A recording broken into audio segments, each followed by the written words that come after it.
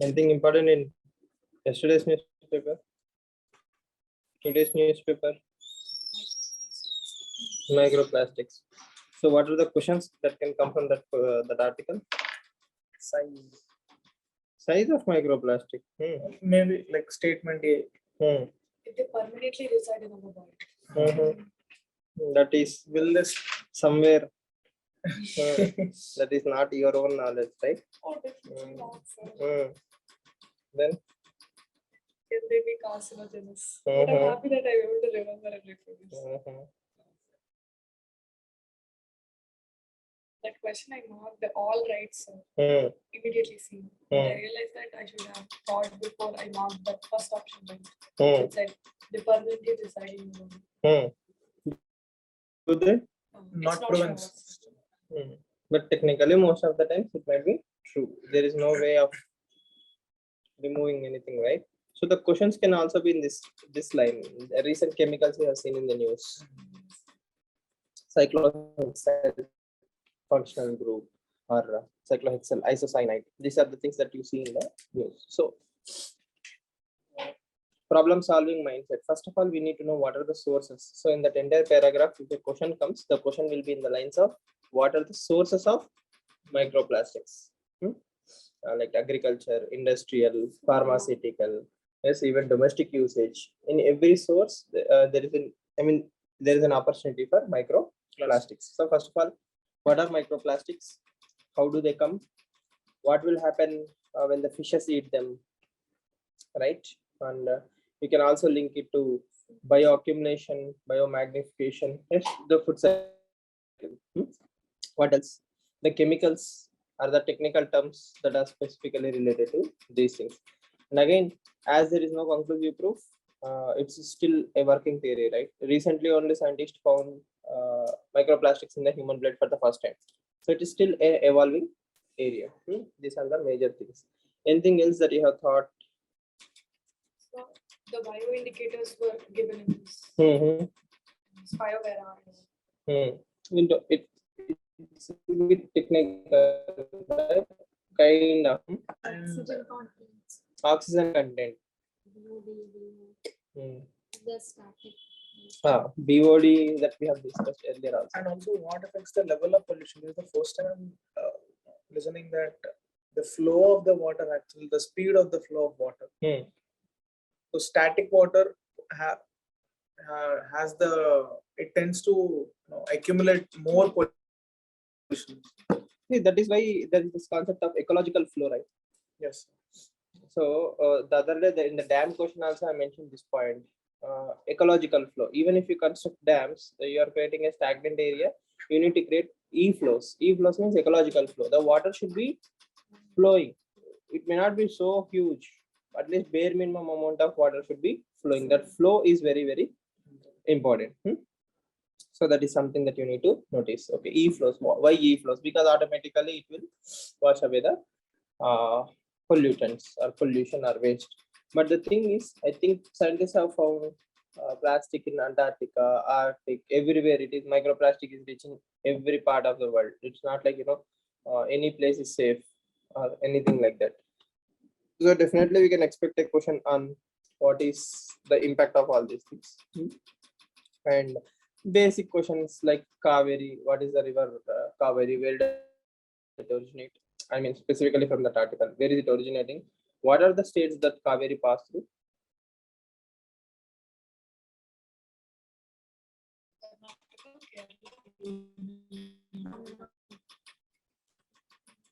Kerala also, sure. Yes. Kaveri. It does, sure. Yes.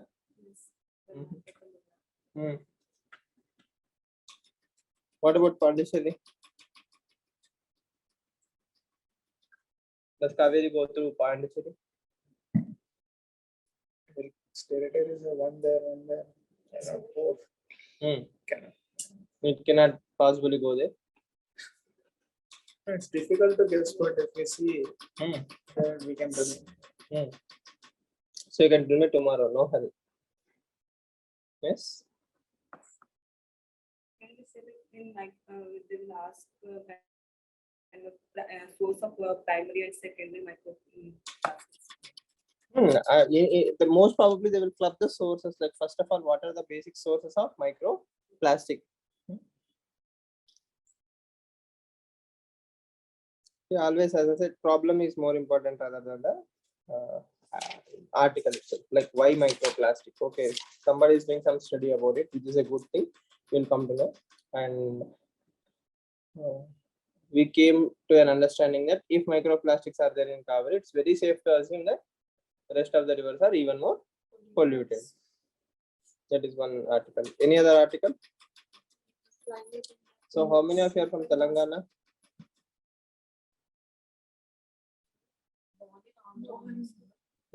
When did you complete your schooling from 4th class to 7th class or 10th class? Majority. Here, Hyderabad. Then you are Hyderabad local. Your birthplace does not decide whether you are local to the state. What is deciding is your schooling. So if you have done maximum schooling in Hyderabad or Telangana, you are Telangana. Same applies to Andhra. So what is the difference between boiled rice and other rice? The Telangana issue. Boiled rice.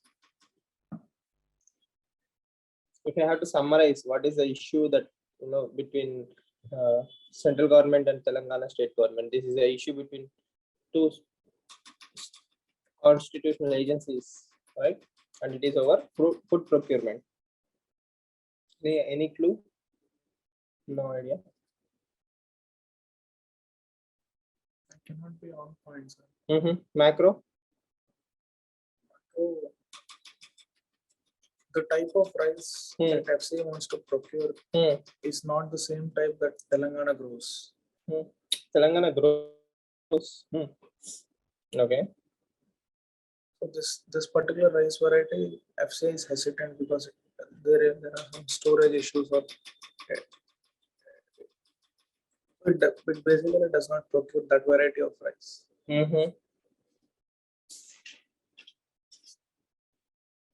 So basically try to find out what is the difference between boiled rice and why government of India is now hesitant to procure boiled rice. Earlier it used to procure, now it is not interested because Food Corporation of India is already having excess buffer stocks. Okay, so the central government is saying we have too many, we have too much buffer stocks already. So why buffer stocks, or how much amount of buffer stocks are there? Food Corporation of India wise, yes. How many times excess Food Corporation of India, buffer stocks are maintained? Okay, so that is a basic detail that helps you in overall understanding of the problem. Like Food Corporation of India have this much amount of buffer stock rather than the needed one. And why do we procure? Food Corporation of India procures food grains for National Food Security Act 2013. Yesterday I asked you the population percentages. Do you remember now? Yes, sir. What are the correct percentages? 50% urban, 75% rural, 80% Overall. Okay. So for that we need Food Corporation of India to procure the rice. Now we have excess buffer stock. How excess? 4 times. That is one thing. Okay. Next, in prelims, some questions can be like this. Let's say you are walking in a forest. Okay, you have seen teak trees, salt trees. What kind of forest are you in? Evergreen forest, Deciduous. moist, deciduous, semi-deciduous. What kind of forest are you walking through? You get an idea, right? By using the basic idea, by using the basic geography idea also, you can eliminate. See, salt tree is something that is mentioned in NCERT multiple times. They mention different types of forests, and these are the common woods that you find in the salt trees. So that is like a geography revision for you, NCERT. So Odisha is trying to promote the ecotourism, e-tourism or ecotourism push is being planned. So what is ecotourism? What do they do in ecotourism? They allow people to enter the forest area for tourism, education, and research. For tourism activities like jungle safari and that hot air balloon. So it serves as a recreational activity as well as it's basically economic activity for local people. Again, not for prelims. I told you the forest types is more important. And Odisha questions can be like, which percentage of what is the maximum type of forest that is covering Indian forests? Which type of forest cover Tropical maximum? deciduous. Tropical deciduous. Okay, their nature, their cycle, the basic details, right? What types of trees are found? Because when you go to Himalayan region, they mention different kinds of trees. So if UPSC asks you, if you are walking and you found these trees, what are those trees? What type of forest? Coming to mains perspective, ecotourism is a good thing or a bad thing? It's a good thing, sir. Why? Because it is regulated by the government.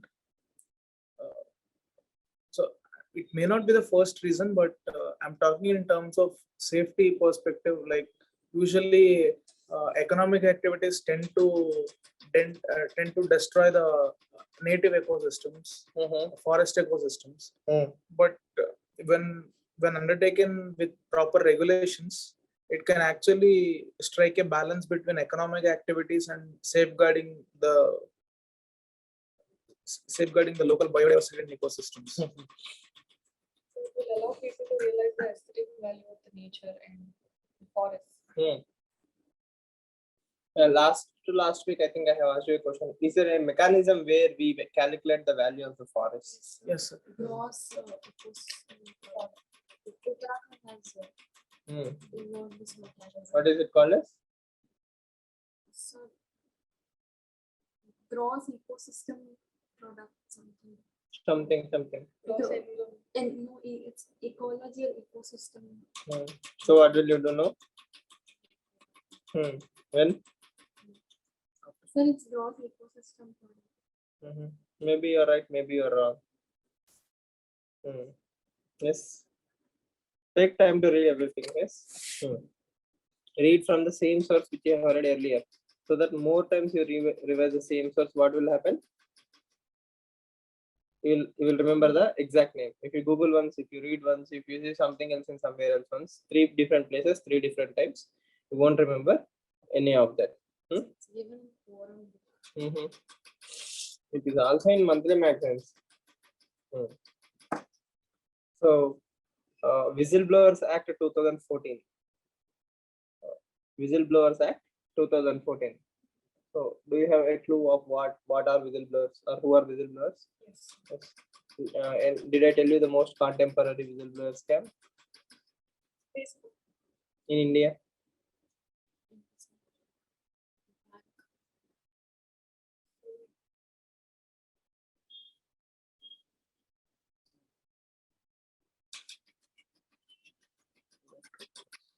The SEBI case, you said that when whistleblowers don't come out, what it will cost. Did I tell something else about SEBI case?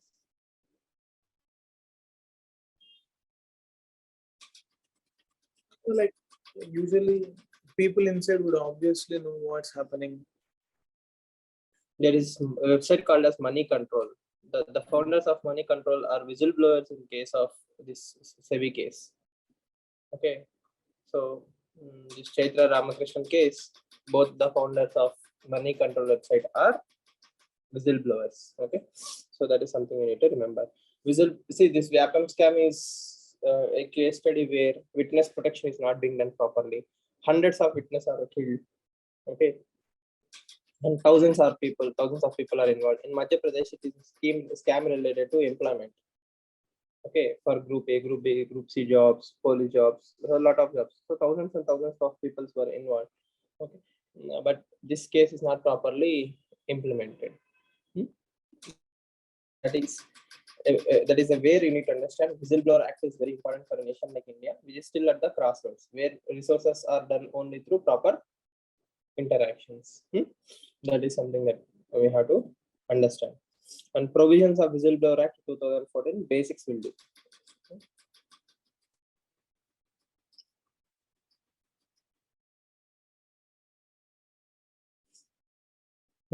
Yesterday, I think I have given you the homework of vaccines. 12 vaccines. Which diseases? No? Baby for the study. Yesterday only. Found out? No. Yes.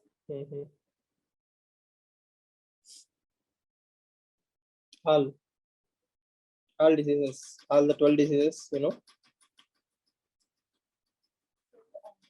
I went through that twice, but I will take some time to Memorize. Okay. But I can eliminate. You can eliminate. That is fine. Okay. How many countries do we have this 2+2 dialogue with? 5. 4. Okay. Tell me. US, Russia, Japan, Australia. Australia.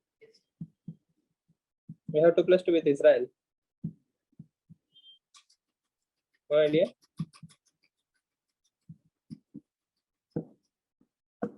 See, 2+2 is between ME and defense, MOD. Yes or no? Apart from that, how many other countries are having this 2+2 meet with India? And what is the significance of having a 2+2 meet?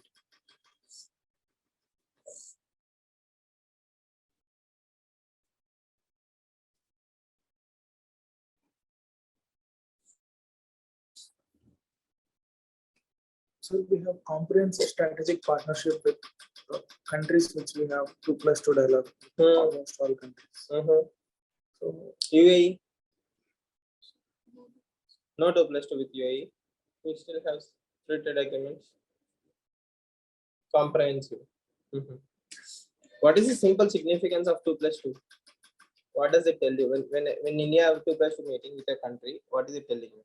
And except one, I think all the members are quad members also. No, Japan, USA, yes. Australia are quad members. So why are we saying something called as 2+2? What is the general significance? It shows that we are very close with that particular country, both in economic terms and also in defense terms. So we are creating a kind of network with them. Yes, and Russia, we have just before all this Ukraine drama, we have started this 2+2 dialogue with Russia. So Russia is also a very important partner. Why Russia? Why the hurry? At that time, we needed Russia for Central Asia, Afghanistan, and controlling the Chinese aspect. So we are making sure who are really special to us, they are very secure through the 2+2 dialogue format. Then the other negotiations are happening.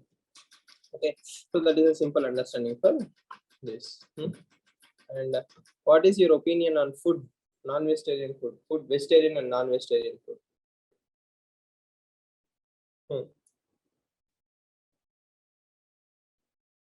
Going by newspapers, we will never know the truth. Okay, but there is one fact, that is the warden has tried to suggest people try not to eat non-vegetarian on Ram Navami day. Yes. Some students may have refused that idea.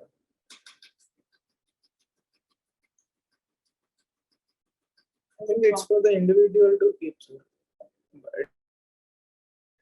It boils down to individual choice. But at the same time, NGOs and other civil society organizations which really identify them with cause like this non-vegetarian food, especially meat, it takes a lot of water, it takes a lot of carbon emissions. Maybe who identify themselves with this cause, they can do some little activism to spread awareness. But till then, that awareness can be there. In Indian Express today, there is an article about food. Have you seen it? No, so he concludes by saying, probably no other country we call it as vegetarian food or non-vegetarian food. For them, it's food and vegetarian. In most countries in the world, food and vegetarian. That is the classification. So they don't classify it as a non-vegetarian food. There is no such thing as non-vegetarian. See, we are putting vegetarian as the beginning. Then we are extending it to non-vegetarianism. But according to history from caveman time, if you look at the timeline, most humans are non-vegetarians. It's food. Okay. First, it's food. Then comes vegetarianism. Vegetarianism is an evolution of culture. Yes or no? You being a vegetarian is a choice, not a default setting. You being vegetarianism is a promotion of culture, domestication. So you have the luxury. So that is why you shifted to vegetarian. A vegetarian diet where you don't want to harm anything else. And Jainism is a further extension of that culture where they don't want to hurt the plants also. That is why they don't eat the ground-based food items. So if you see the scale of evolution, this is food, vegetarianism, Jainism is kind of next level. Okay, but you have the luxury. Where do you find all these things? You find them in the regions where you are safe, secure, and all those things. But if you are from a coastal community, if you are in an island, okay, vegetarianism may not be a option for you. It's a luxury for you, right? Whereas food is easily available. Eating fish for him is a food. Okay, this is for macro understanding, not related to this issue. So he says food and vegetarianism. Non-vegetarian and vegetarianism is a whole different understanding. You should read that article. Again, nobody is promoting non-vegetarianism. I mean, eating of meat. We all know that eating of beef or meat has a lot of carbon footprint in comparison to the agricultural products. Okay, so that has to be reasonably accommodated. You slowly have to nudge people by bringing the reasonable accommodation. See, it's a college where two groups of students exist. One group of students should convince the other group of students on why they can sacrifice for one day if they want to. Okay, and again at the end of the day, even in the 10 group, let's say there are 100 students who want to eat non-vegetarian food that day, 90 people may be convinced, 10 may not be convinced. You should give the freedom to those 10 to do whatever they want to do, but at least you ask them, and it is a reasonable accommodation, and vice versa is true. When this X group wants something done by Y group, they can also ask them nicely. So that is a reasonable accommodation that societies thrive on. You cannot always use brute force method to impose your value system on the others. And unfortunately, in such a young age, or these ideological battles, when they come into the picture, you do some things wanted. Yes or no? If you see the Ram Navami day, newspapers throughout the country, a lot of communal clashes happened on Ram Navami day. Okay, it is an auspicious day where you are supposed to celebrate the qualities of Rama, and it unfortunately led to communal violence. Who started it is always a subjective thing. There are genuine cases probably where one community provoked you. There are genuine cases where your existing quarrels with a different community came out on that particular day. You did something, right? So a lot of things can happen. For example, a particular community or a group of people don't want to celebrate Holi. They don't encourage the idea of colors on that particular day. You go and throw some color on that, then automatically some problem will happen. So where is that reasonable accommodation? So, but happy for this country where we don't discuss about petrol prices, we discuss about food more. Okay. Food is a unifier rather a divider. Yes or no? I will go to Tamil Nadu just to eat that sambar idli, or I will go to some other place just to eat some pani puri. Food is a unifier where people travel throughout the country to explore different cultures. Food is supposed to be a great unifier rather than a divider. I will use it in the way I want to.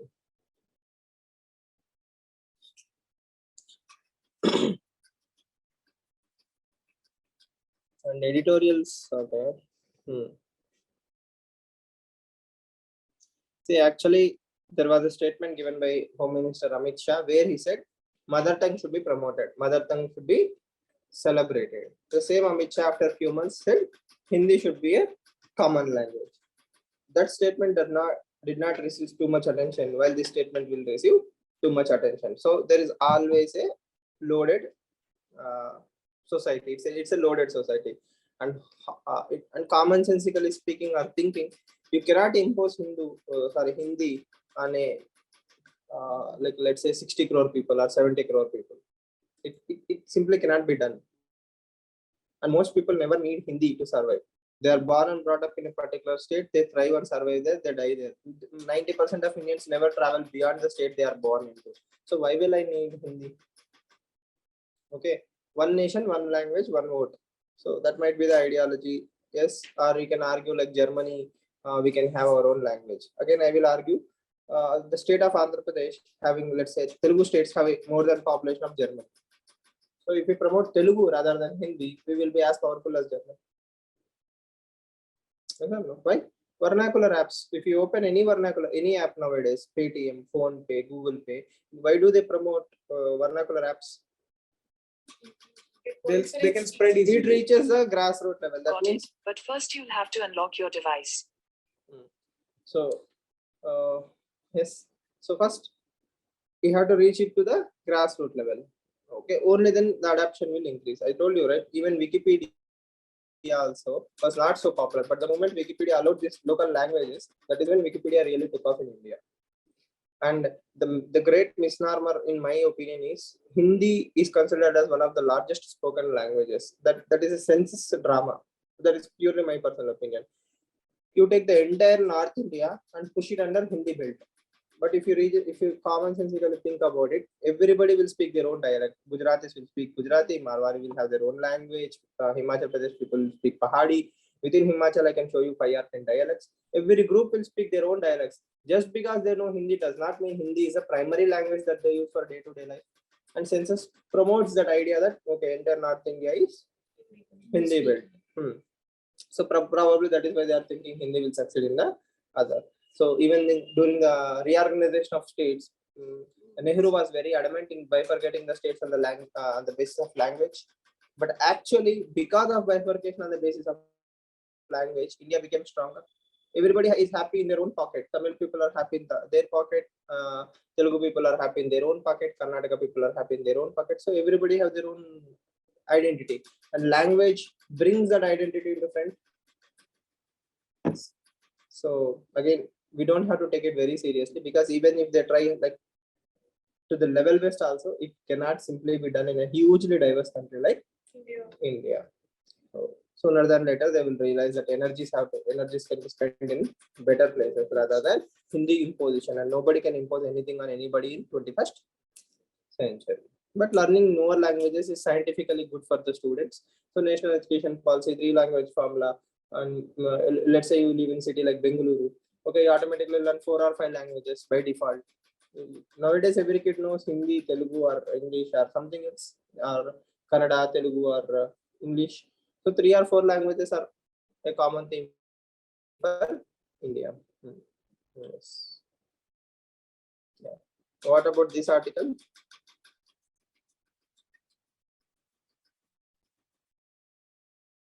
In pandemic shock, critical lessons for MSMEs. So my simple question is, tell me 6 or 5 initiatives taken by Government of India to revive MSMEs.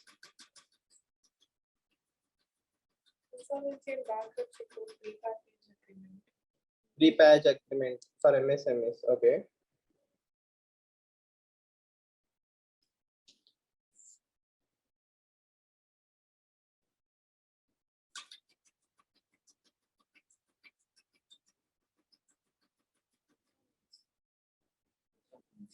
Mudra loans are for MSME. I wanted to tell that, but that's more on paper. Anything, see, what did I say government do? Did I ask, will government succeed? All right. Street vendors are not MSME, right? Swanidhi is totally different. Moratorium. That is by Supreme Court. No? Pronounce few judgments based No, okay, fine.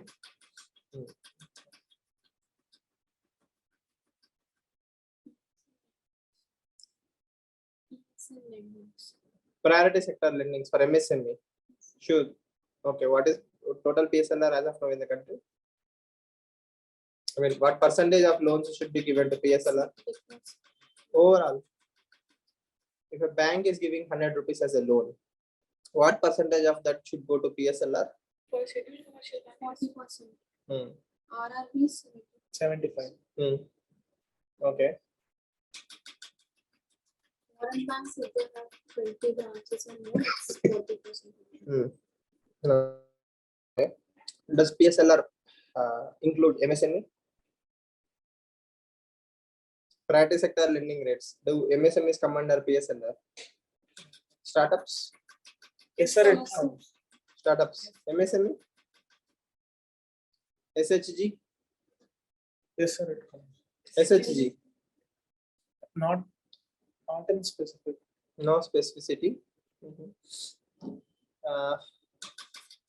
Renewable energy? Yes, sir. Why not MSME? MSME, I think it comes under Priority sector lending roads. Okay, tomorrow tell me whether under PSL or whether MSMEs are there or not. Okay. What are the steps are taken by government to promote MSMEs? 59-minute loan, collateral free loans. Yes, that is also for MSME. No. TREDS, is it for MSME? Trade receivables and discount system. You heard? Sure. You're so like, no, confused? I didn't hear about it. Invoicing. Invoicing, it is not MSME. I'm asking you, don't get confused. I'm asking you whether TREDS is linked to MSMEs. They ask, but I don't know what they are. What is it? Trade receivables.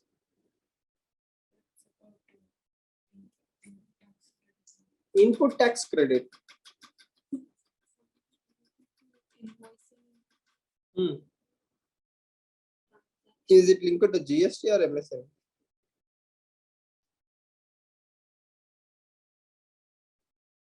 Okay, tell me what are the various levels under Mudra scheme? Sishu. Tarun. Shishu Tarun.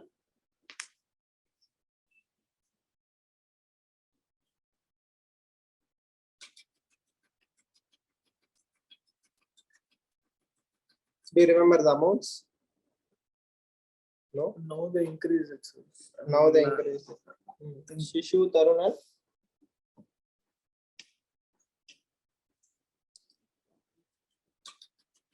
Kishore. So tomorrow, read Amounts. Mudra scheme and 3 levels. Okay. So TREDS is a simple concept. Like, it is, the concept is very old. It's not new. Even in Food Corporation of India, we have this voucher system. That means you are an MSME, you sold something to someone, you got a bill. You may not receive the money immediately. All you have done is receive the bill that I sold something to someone. That bill can be given to a bank and the bank will give you the money. So it is for rotation of the money. Okay. You take the invoice and you give it to the bank that this particular company owes me this much amount of money. When they pay, they will pay you directly. Yes or no? So what happened to the MSME? Rotational capital is available. Okay. So that is the simplest thing. And then Government of India also done something like domestic component in lot of Yes, sir. PLI, defense, yes, product linked incentive scheme, defense, even in government e-market portal. In all these places, they have added this domestic component. When you add domestic component, that means if a major company is setting up shop in India, at least 20 to 30% of the raw material or products should be coming from Indian MSMEs. Let's say Tesla want to set up a shop in India. Tesla should get at least 30% of the total cost products from Indian MSMEs. In this way, what will happen? Indian MSMEs will receive technological transfer. They will be able to produce a lot of spare parts, and they will create an entire ecosystem. So that is how India will grow. So MSMEs, for film's perspective, we should at least remember the basics, like what is happening to MSMEs. Okay. So I think in 550 questions or something, you might go through all this in one way or the other. So don't worry. So just can we extend this TREDS, sir? Like just you told that bill they'll be giving to bank. Instead, they can circulate among different business people. Let's say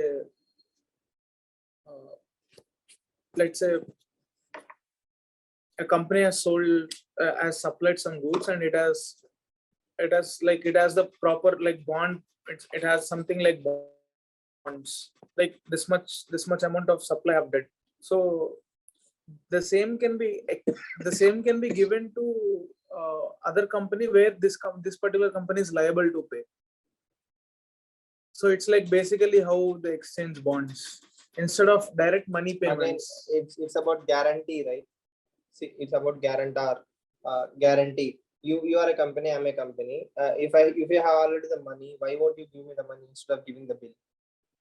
There might be a delay. Second thing, I need the flotation capital. Yes, sir. If there can be some You're institution. assuming that production cycle is rigid. I'm saying production cycle can be dynamic. This season I produced something else. Next season I might produce something else. So I may not be doing business with the same people in the same flow, right? Yes, sir. People can be different. Just like how, let's say, let's apply this money concept on, sir. It is because RBI has this guarantee. So we can designate we can put some norms for a company. If this company is qualifying it, this has some so and so certificate. Again, you're adding layers to layers to layers, right? You're adding who will classify. I will give some bribe to the particular person, and I'll say my company is crossing this threshold. You have no idea how creative people can be. I told you, right? Cobra. Yes, sir. Yeah. So in the same way, we can't even see how people will come up with new unique ideas to bypass the system. So keeping things simple is difficult. Simplicity is the ultimate sophistication. Adding layers is easy. Keeping things as simple like A, B, done. Okay, I think TRDS is more or less able to do that, but still there are a lot of issues. Yes. Warehouse e-receipts are also. Warehouse, exactly. Food Corporation of India warehouse is same to same, right? Same. That is what I told you earlier. Also, this used to happen. Money lenders and all these people travel on the same thing, right? They used to take the vouchers and or invoices, and they used to give certain money for a discount. It's not new concept. All we have to do is we are applying it to a new area. Okay. So throughout the world, all the thieves should hang their head in shame. Yes, in Bihar, a group of thieves have stolen 500 tons of iron bridge in broad daylight. Yes, so all those money heist fans and all those fans of Ocean 11, 12, you should feel ashamed. Yes, the best thieves are in Bihar. Yes, they stole a bridge, 500, not 500 kgs, 500 tons of bridge. They posed as an officers. They came. They sold the bridge. Okay, and then people found out the bridge was gone. Okay, so you have to appreciate his creativity, right? And broad daylight, you can come and sell a bridge. It's not something easy. So if anybody asks me which is the best money heist movie ever, I will say this. Think about it. 500 tons. Just imagine the reaction of people. Professor will be taken up. Professor is like school kid in front of these people, right? Professor should take lessons from these people. So again, this country never ceases to surprise us.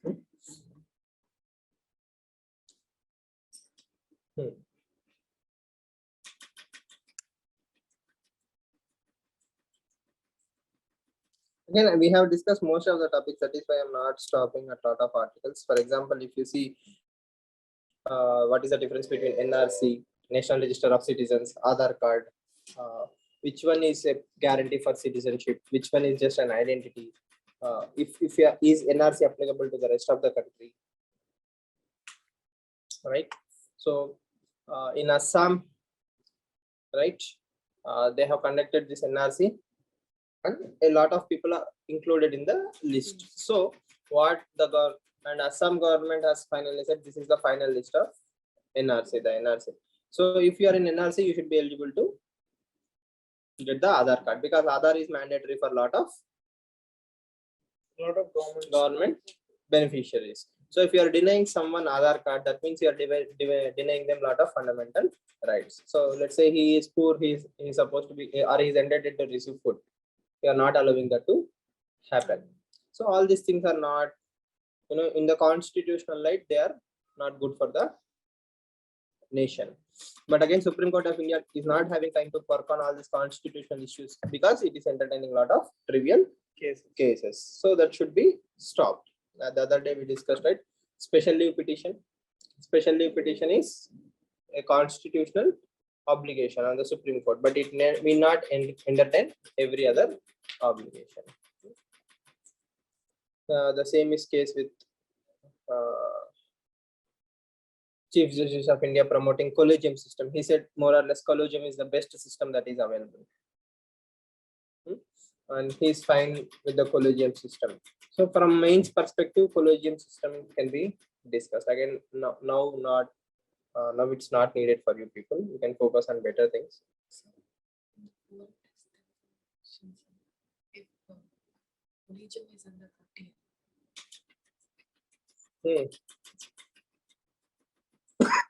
I don't. It's all right. It's not. It's But not. judge. Hmm. CJ is under. CJ is under RTA, but there is also criticism, right? In judiciary, you have to pay higher amount for RTA. There is a difference in amount. So judiciary considered itself as a different class of institution from any other institution. And a lot of issues. Right.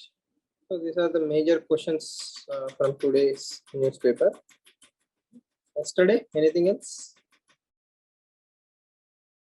I read yesterday's newspaper. Anything useful? What was the most important thing in yesterday's newspaper?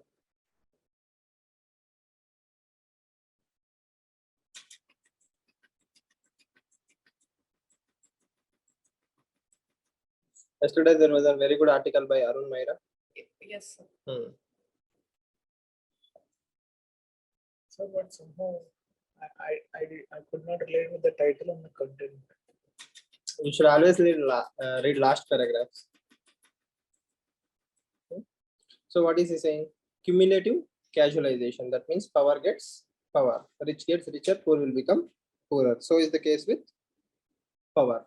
Okay. So those who have access to power and those who have access to network will always be in a better place rather than anyone else. And people with power don't want to give up their power. So what should we do?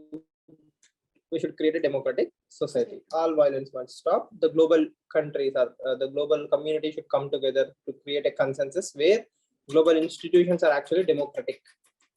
That means UN should be working for the last man in the line. But how realistic do you think it is? Far from reality. Decisions of the international organizations are in the hands of the UN.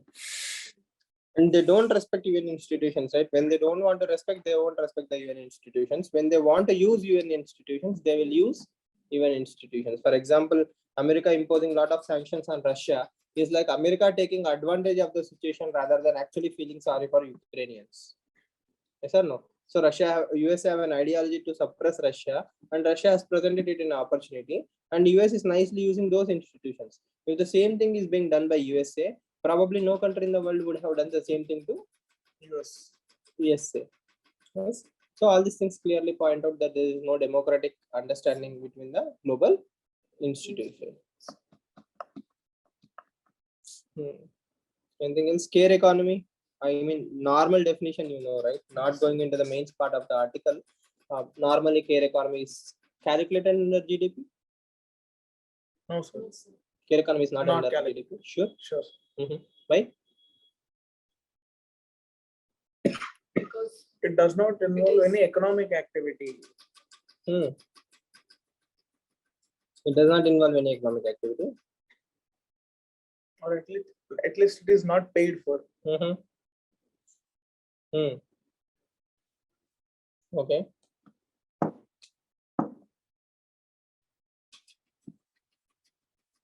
No idea. Care economy cannot be calculated in monetary terms, right? It is very difficult to calculate something in the monetary terms. This you must have seen extension of BSF's provisions till 50 kilometers. In some states, 80 has been reduced to 50. In some states, 15 has been extended to 50. At the same time, we also have to remember that what are the provisions or powers of BSF. BSF can search, right, and do all these things, but if they catch someone, at the end of the day, they have to hand over them to local police. Okay, so basic idea. So just keep an eye on what is the new powers that BSF have. What is the issue? Okay, any standard magazine will do.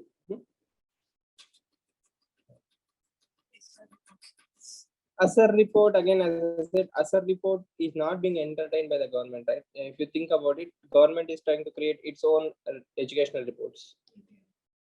Niti Aayog, or through other means, there is this national,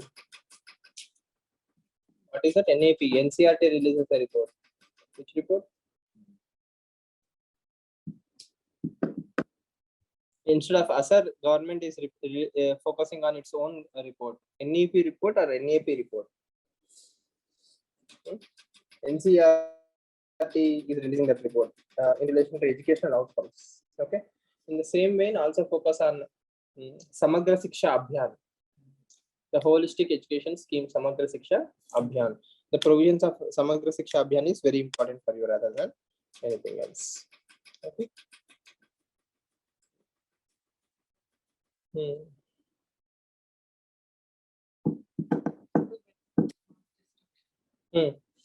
That bill, that act, I haven't found any links for 3 questions there. Do you think any questions are there? Like UN resolution? Yes.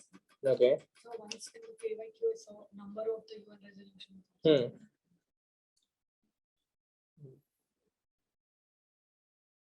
Which one?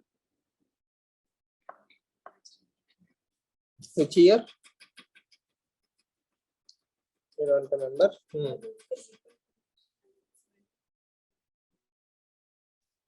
No. Which convention was asked in PYQ? Which UN resolution was asked in PYQ? That was the question. I have read that article. I didn't find anything prelims worthy, but in case if there are any prelims worthy things, we will go through that once again. The concept is you people reading it is more important. You will get a fair idea at least when you see a direct question like this was in the news, this is related to A, B, C, D. You will easily eliminate that stuff. Erosion of Bengal coast. Erosion of Bengal coast. Okay. Sir, are there no chances of UPSC asking bills? Bill can be changed. I said a question. By the time the paper exam is done, the bill can change. And then you cannot give the marks to the students. It becomes complicated. Act is more or less finalized. Sir, in the UPSC solution paper, there will be like questions on which it mark cross and cross. On it, Those questions are cancelled. attempts that will get marked. Questions are cancelled. So question paper is for 198, 196. It is happening in recent times. Last 2 or 3 years, I have seen that. Before that, UPSC is monarch. Nothing doing. All 100 are valid. What are the steps taken by government to stop soil erosion?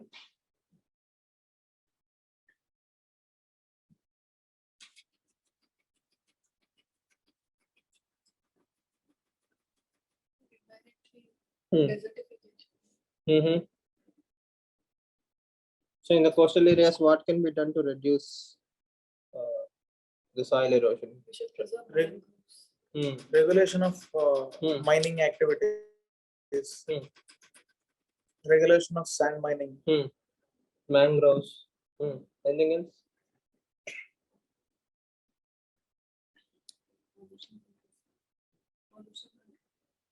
Pollution control.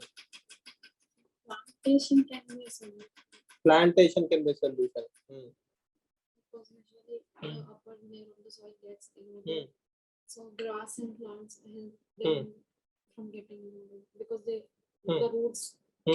Something in lines Mold the of soil. eco-sensitive zones. Not exactly that. Are you aware of any plant which will act as a strengthener of the coastal areas?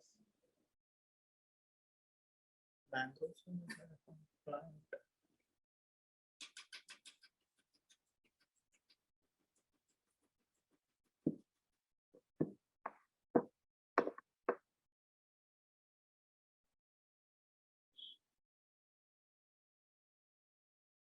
somewhere. Any specific plant? Like last time they have asked about lemongrass.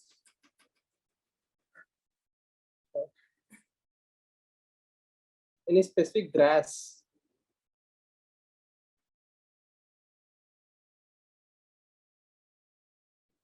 Which not only strengthens or reduces the soil erosion, which also increases the water conservation.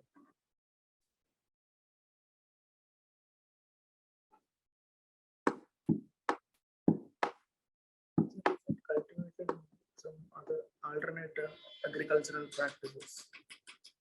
That is used as a scientific method to reduce, soil Erosion. erosion, landslides, coastal areas. An entire island is using the same grass. A small island nation on the verge of sinking because of the sea level rise, it is also using that specific grass. The island name starts with V. Any idea? Vanuatu. Have you heard about Vanuatu, a small island? It's an island which is submerging because of the sea level rise. Even that island is using this specific grass to combat erosion. Tomorrow, tell me. Okay. I think these are more helpful. The solutions. Anything else?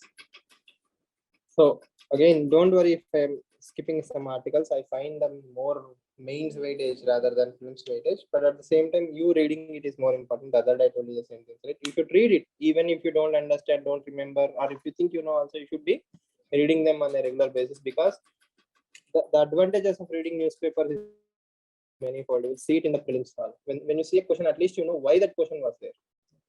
That is a huge, calming force. It soothes your nerves. Okay, fine. At least I know. Maybe if I think few more seconds, I might get the answer. That is the way.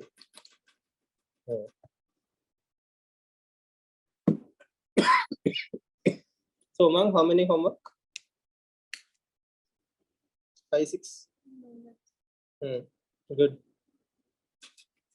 Tomorrow, you tell me, and you will be happy you have done the homework one day, right? It will give you a huge range of different perspective. Okay.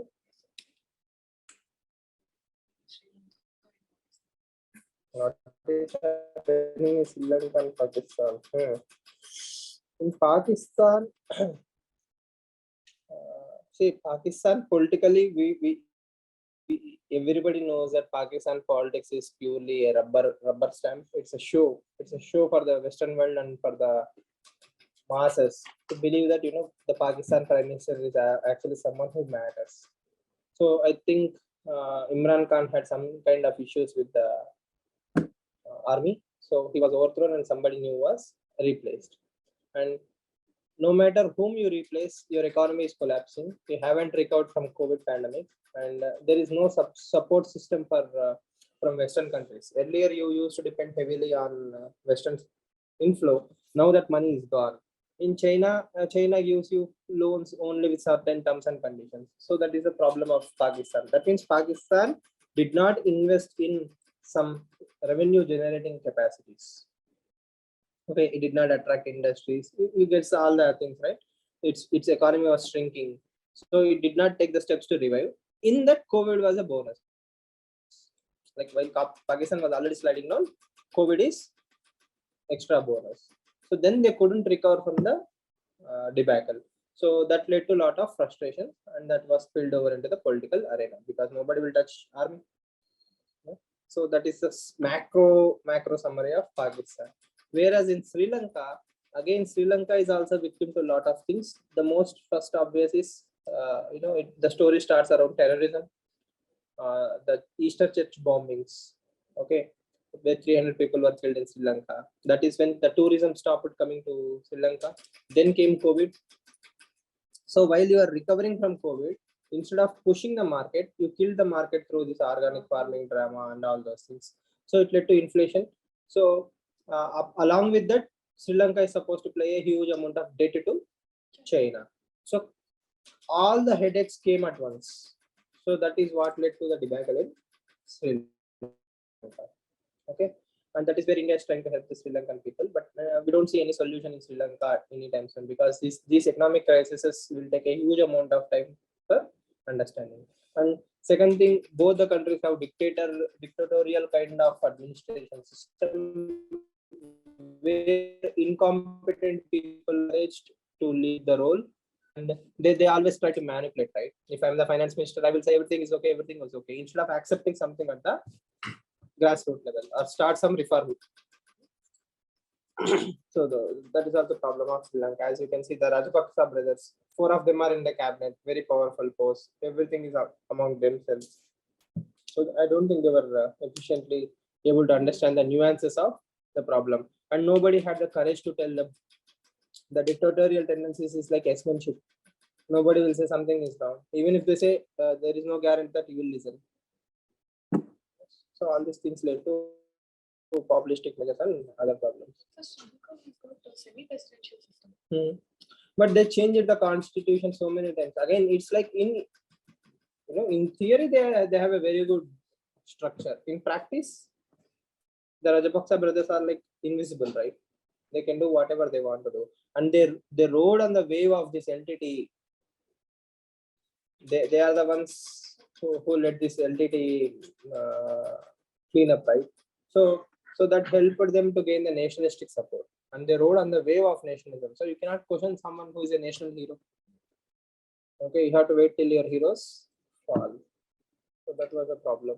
Should this be an important concept for students? No, not at all, not at all, right? Also, the NCERT 12 class talks about this semi-presidential. No. The concept there is in application part. See, first of all, we have to focus on our own democracy, right? Whether the power decentralization is happening, I don't think Sri Lanka will be a case study for films, but for mains, definitely. I sometimes wonder what stops our Indian Army or the Chief of Staff personnel to pick up all the great arms and become like Pakistan one day. Culture, it's the stories we told, right?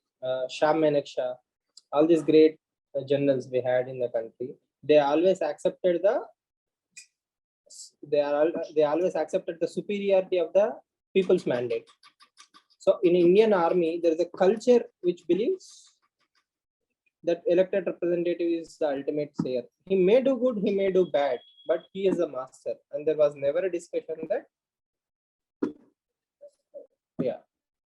see, Army has silently accepted people like Deva Gowda, I.K. Gujral, Indira Gandhi, Vajpayee, everyone. Like no matter what they are, who they are, it's okay because he is selected by the system and the system is working, right? I think it's a democratic setup that we ingrained in all institutions from day one, and that is what makes India survive. Yeah. So what is this code you are saying? I didn't understand it. That is why I asked people to examine. No one told me. So, as far as I understood, or from what I read in the internet, Guru Nanak Ji said that quote saying, "You people are stupid. You are fighting about trivial things. There is much bigger truth. You should not worry about who is eating what. All are one. Your focus should be more on understanding the God." Whereas Kabir criticizes meat eaters. So Kabir says alcoholism, meat eating, and all these things are wrong. Okay, and if you enter into the traditional Hindu line of thought, they encourage your sattva guna. Meat eating, alcohol, all this promote tamoguna and rajoguna. Even onions and garlic, right? They encourage your tamoguna and rajoguna. Whereas if you eat sattvic food, like pleasant food, simple, smooth, you will be healthy, you will be clean in mind, you will not be affected by senses, right? So Guru Nanak Ji also says you should not eat food for the sake of taste, you should eat it for the sake of survival. So even if you are eating meat, you should eat meat for survival, not for the taste, masala, spices, and all those things. So that is what his line of thought is. You don't believe that food impacts the behavior or What I believe is we get addicted to certain things. For example, let's say I'm not saying that eating masala will make me a bad person. Eating masala will develop the tendency of giving into my weaknesses. Okay, so that is how it starts, right? So the moment I stop bending my willpower, my willpower in every other area can also be bended. So that is a Hindu line of thought where you have to strengthen your willpower. It's not like you cannot eat. You can eat, but resisting is what makes you a better person, right? Okay, so that is the line of thought. Eating onion, what will onion do to me? Nothing. So I have seen people who eat a lot of meat, but yet they're calm than people who eat vegetarian. It is a subjective argument, right? Yes, it's not about the food, right? It's about the character that is building through these lessons. So if I tell you that this is a life lesson there, you have to control your senses. You should not give into your weaknesses. You see, if you see the Hindu mythology, ancient mythology, everything, they say people who attain the 99th step, okay, from there also people have slipped. Yes, okay, it's easy to, and it's more hard to slip at 99. Why? If you fall from the 99th step, it is very hard to come back. In 1 step, 2 steps, if you fall down, it's okay, it's fine. But even at 99% also, there is a chance of failure. So because they know that that kind of goal, if you have the highest goal, which is moksha, you have to be ready from step 1. So from step 1, if I train you, be sattvic, be sattvic, be sattvic, probably when you reach 99, you will actually overcome that temptation. Because entire Hindu mythology says one thing: you can win the world, but you cannot win your senses. No, winning senses is the ultimate test of any human being, and every single human being out there is susceptible to distractions because of the senses. So senses are the most biggest enemies. So conquering them is literally next to impossible. So if you have that kind of goal, day 1, you have to work like anything. From day 1, if you work that hard, probably on the 99th step, it will be easy for you to cross over it to the moksha. But somewhere, if you even give 0.1% of scope to the senses to win, that is a great ideological fact. That is my simple understanding. So when people say, people are being stupid not to eat egg, onion, or maybe they don't know why they are doing that. But the logic is, in my opinion, a reasonable accommodation. I will give them benefit of doubt.